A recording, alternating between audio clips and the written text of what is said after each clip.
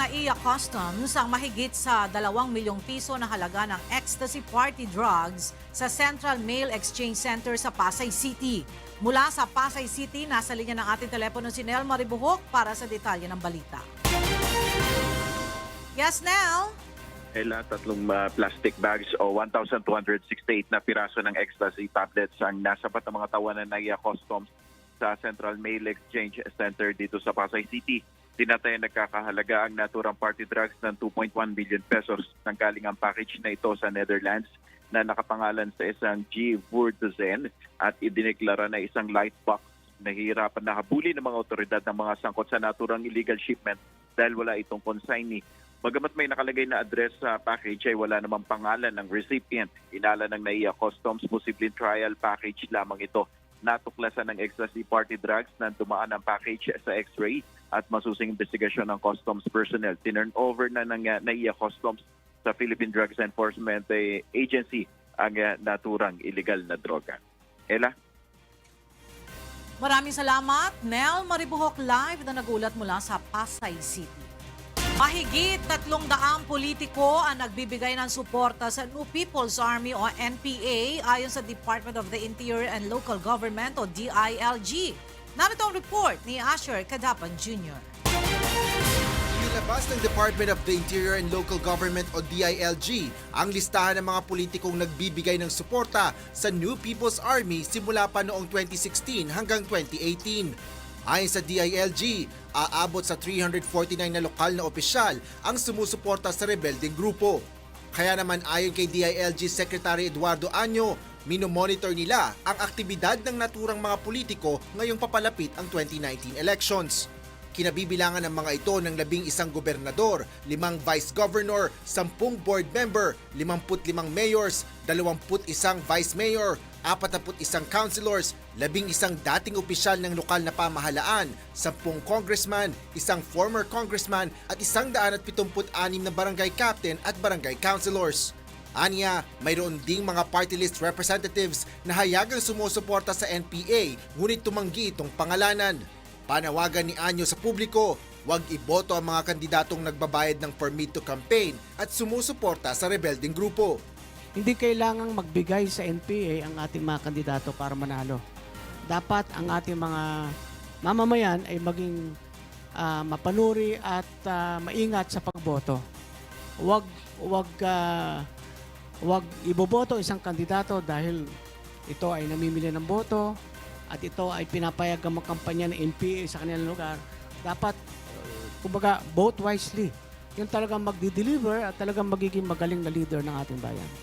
Base sa nakalap na impormasyon ng DILG, 20 million pesos ang hinihinging permit to campaign ng NPA sa mga kandidato sa pagkapresidente, 10 million pesos sa vice presidential candidates, 2 to 5 million sa senatoriables, 300 to 650,000 sa mga tumatakbong congressman at gobernador, 75 to 100,000 sa kumakandidatong vice governor, 50 to 60,000 sa nagnanais maging board member, 200 to 500,000 sa mga kandidato sa pagka-city mayor at city vice mayor, 50 to 100,000 sa municipal mayoral candidates, 25 to 50,000 sa municipal vice mayoral candidates, 10 to 50,000 sa tumatakbong city councilors at 5 to 25,000 sa nag-aambisyong maging municipal councilors. Ikaw ba, papayag na yung mayor mo, nagbabayad sa CPP-NPA?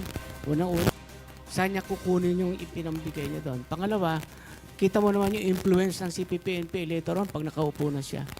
This must stop now. Ang karamihang politiko na nagbibigay ng permit to campaign sa NPA ay mula sa Region 5, Region 10, Region 11 at Region 2. Kaugnay nito, nangangalap pa ng mga ebidensya ang DILG para sampahan ng kaso ang naturang mga kandidato, lalo na ang mga incumbent officials.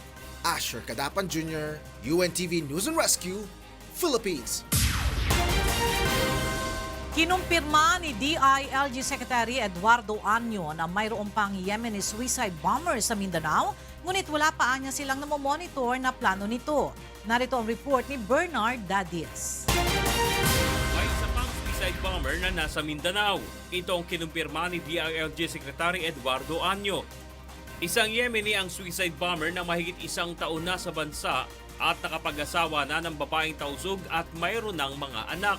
Kasama nito ang may 10 pang foreign terrorist na kinabibilangan ng Indonesian, Pakistani, Egyptian at Malaysian.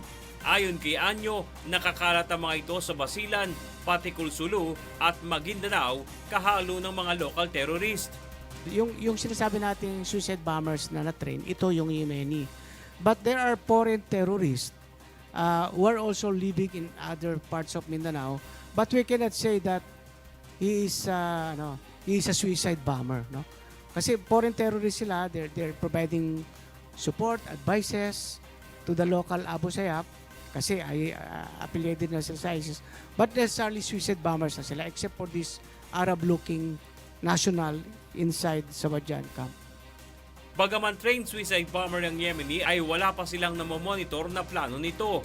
Kinumpirma rin ang kalihim na nasa kampo ni Abu Sayyaf leader Hatib Hadjan Sawadjaan ang 10 taong gulang na batang babae na anak ng mag-asawang suicide bomber na responsable sa Hulu-Sulu twin blast noong January 27. Anya, tinitrain ang bata para maging suicide bomber balang araw. You know, they believe this particular cause na it's like a cult, no? Parang kulto na they believe they'll go to heaven if they die doing suicide bombing. You know, mahirap pa baguhin yung pag-iisip na gano'n eh. Talagang dumating na sila sa kulto na that's their way of life. Bernard Dadis, UNTV News and Rescue, Philippines. Dumulog sa opisina ng Task Force Against Human Smuggling ng Department of Labor and Employment ang 30 biktima ng scam ng isang illegal recruiter. Pangakong trabaho sa iba't ibang bansa ang alok ng illegal recruiter gamit ang social media site. Mula sa Maynila, may report si JL Asayo live. Magandang tanghali sa iyo, JL. Magandang tanghali, Ella. Kinilala ang illegal recruiter na si Cindy Lapura at sinasabi rin ng mga biktima na kasabwat nito ang kanyang asawa na si Jason Mercado.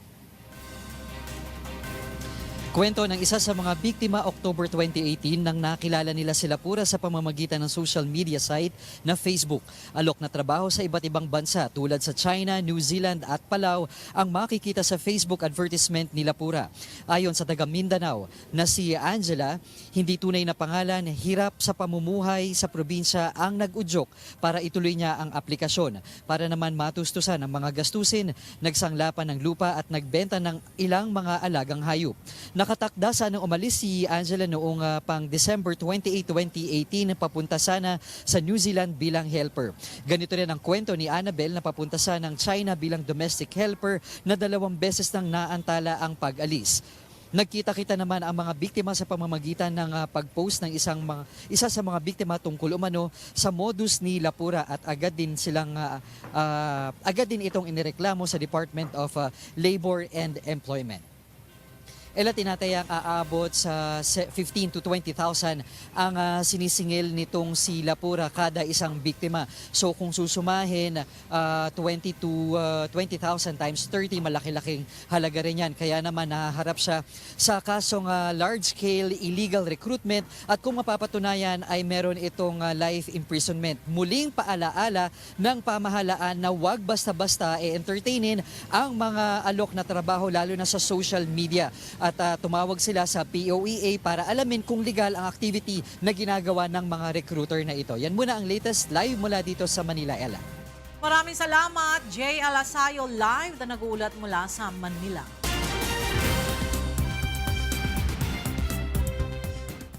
Good afternoon. Here are the top stories from around the globe. Venezuelan President Nicolas Maduro announces he is closing the border with Colombia and Brazil. Joselito Liquido reports.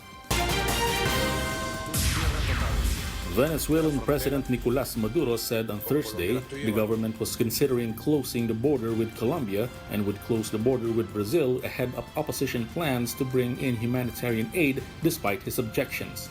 In the televised comments, Maduro said the stockpiling of aid for Venezuela in the Colombian border town of Cúcuta was a provocation. A complete closure of the border with Colombia. I'm considering that.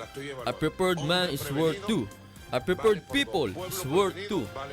He argues that the opposition plans are a cheap show to undermine his government.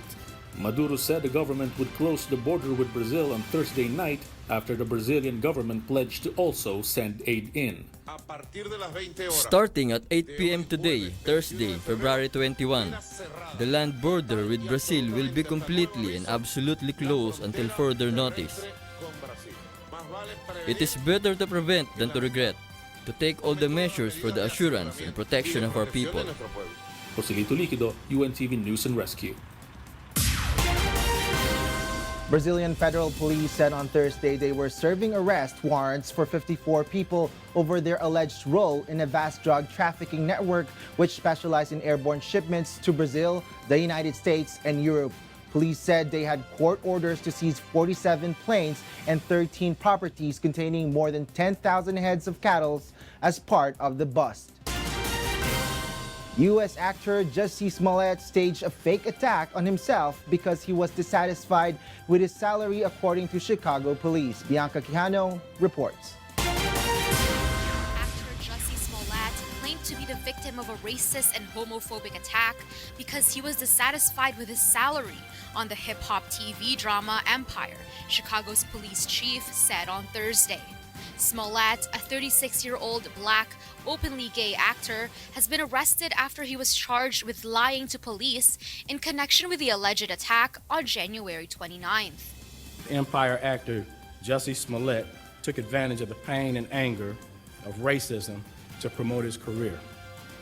How can an individual who's been embraced by the city of Chicago turn around and slap everyone in this city in the face by making these false claims? Smollett had claimed that two apparent supporters of U.S. President Donald Trump had struck him, put a noose around his neck, and poured an unknown substance over him. Smollett paid $3,500 to stage this attack and drag Chicago's reputation through the mud in the process. This stunt was orchestrated by Smollett because he was dissatisfied with his salary. So he concocted a story about being attacked. The Cook County State's Attorney's Office approved felony criminal charges against Smollett for disorderly conduct and filing a false police report, police said on Wednesday. He has a bond hearing scheduled for later on Thursday. Bianca Quijano, UNTV News and Rescue. Two high school students spent 3.5 years in taking 150,000 pictures to show the beauty of Fuzhou City, capital of East China's Fujian province. Stephanie C. has the story. Two Chinese students spent less than 1,300 days to take hundreds of thousands of pictures of the capital of Fujian province in China. The two students, Chai Yilin and Chen Jirong, used a drone to take the photos. They made a video clip out of their photos and the clip went viral online recently.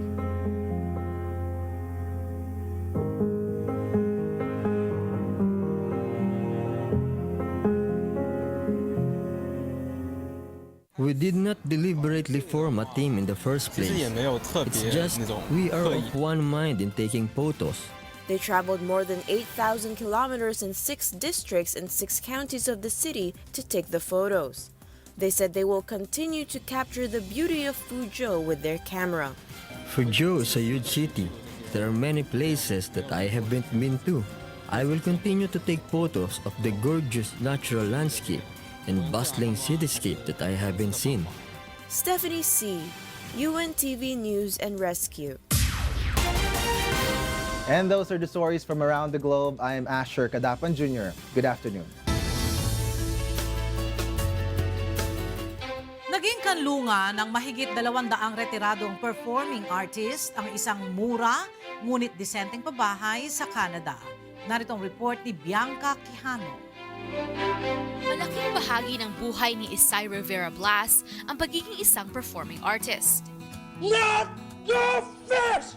Pinanganak sa Malabon at napakadalubhasa sa Estados Unidos at Canada bilang isang actor, singer, dancer at isa ring filmmaker sa loob ng over 25 years. Kung kaya't laking pasasalamat ni Isay nang maaprobahan ang kanyang aplikasyon na manirahan sa Performing Arts Lodge o PAL. Ito ay isang subsidized housing program dito sa Toronto, Canada.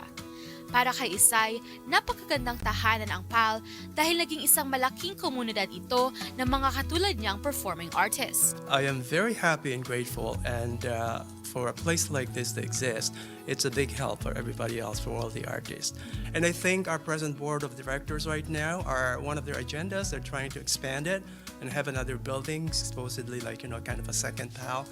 And I think that will be a great opportunity for the other artists. Sa loob ng 25 years, ang Performing Arts Lodge sa Toronto ay naging tahanan ng mga retiradong artists and performers gaya ng actors, singers, dancers, designers, directors, technicians, at writers. May 205 apartments at 9 na palapag ang building ng PAL na makikita sa downtown area ng Toronto. Mula 1993 ay nagbibigay na ang PAL ng abot-kayang pabahay at support services sa mga disabled at aging members ng performing arts community sa Canada. Sa kasalukuyan ay may 260 artists na naninirahan sa PAL at dahil sa dami ng nagnanais na tumira dito, kailangang maghintay ng halos 5 years ang mga nasa waiting list. The wait lists are quite long now. So, we have some units that are rent geared to income, some units that are market value. So the proportion of the building is 2/3 rent geared to income, which is subsidized by the city, and 1/3 market value that sort of subsidizes everybody who lives here. So that's kind of the way it works. Hindi lahat ay nabibigyan ng pagkakataon na tumira dito sa PAL dahil mayroong eligibility criteria bago aprobahan ang mga maninirahan dito. Bianca Quijano, UNTV News and Rescue, Toronto, Canada. Nangunguna rin sa dahilan ng kamatayan ng mga tao sa Australia ay ang heart disease o sakit sa puso. Narito ang report ni Abel Ciliano. Ang heart disease ang nangunguna sa listahan ng cause of death sa Australia batay sa ulat ng Australian Institute of Health and Welfare. Tinatayang 20,000 ang namamatay sa sakit na coronary heart disease o sakit sa puso sa bansa. At mahigit sa kalahati ng mga namamatay ay kalalakihan. Ayon kay Dr. Rodney Tepperman, isang interventional cardiologist, isang silent killer ang sakit sa puso na maaaring mauwi sa heart attack, stroke, heart failure at iba pa. Well, there's no doubt that in Australia and most of the Western world that heart disease is the biggest killer. We think that 1 in 3 Australians die from heart disease a year. There's 22 million, 23 million people in Australia, and 1 million hospital admissions every year occur because of heart disease.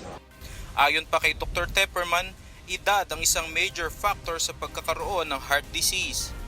Gayon din ang pagtigil sa pag-inom ng maintenance medications. Sinabi pa ni Dr. Tepperman, ang heart disease ay isang sakit na maaari namang maiwasan. Isang madaling paraan ay ang healthy lifestyle. Mayroon ding mga preventive steps tulad ng pagpapacheck up ng mga taong edad 45 pataas upang malaman ang kanilang cholesterol at sugar level. Maaari ring kumonsulta tungkol sa physical fitness at diet upang makabawas sa risk ng heart disease. Malaking tulong din anya ang pagtigil sa paninigarilyo, pagmomonitor ng blood pressure, cholesterol, sugar at timbang. Abel Ciliano, UNTV News and Rescue, Perth, Australia.